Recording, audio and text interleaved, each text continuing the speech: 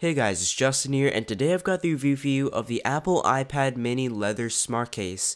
You may know that last year they did introduce a smart cover for the mini, however no case was actually introduced until this year. The case itself is available in 6 different colors. It will set you back at $70 in the US, and is made out of an aniline dyed leather. So in theory, the smart case is a combination of the iPad mini smart cover, but also adding some additional protection to the back parts of your iPad. The smart case is made out of a leather material, however the smart cover in comparison is made out of polyurethane. But one thing to note is that Apple does warn that because of the nature of the aniline dye material in leather, the color may rub off or fade over time. So if you do not like that, you probably should look at another case. It is available in a variety of colors including brown, beige, black, yellow, blue, and here the product red, which is an Apple Store exclusive, and I think this looks really bright and very vibrant, and so far, as of the state it is that it's new, it does look pretty good. So the case itself is actually pretty thin. I think it still looks very uniform and very stylish, and it does still feel like a very light tablet, even with the case on. But the great thing about having this on is it gives you a full 360-degree protection along the sides, the edges, because as you know, over time the iPad can gather up scratches or dents. So in my opinion, it is always very important to have a case on your tablet.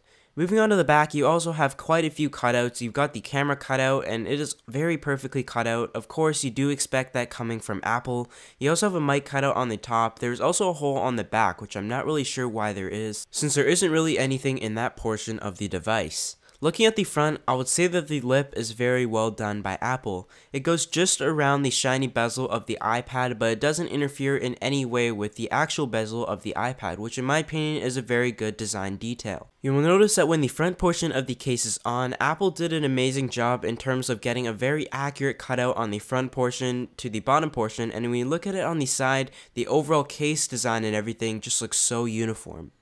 Of course, with the smart portion of the case, it is able to serve 3 different functions. It works as a landscape or viewing stand. Whether you're making FaceTime calls, it puts it at a perfect angle, but also when you're watching movies. It can also work as a typing stand and also the smart sleep-wake function. I would say that the angle isn't bad, and the iPad was able to stay up without tipping over. I did hear some issues about the stand on the iPad Air. However, I will say that I do wish it was tilted back just a little bit, as the angle does seem a little bit steep on this version of the case. Now I'm going to show you guys the typing angle of the iPad smart case. I would say that it also does a very good job. It sets it at a very nice angle, and it made it very easy to type for those who like to type up stuff regularly on their iPad, making it very convenient that this case is able to serve a couple functions with its functionalities built in.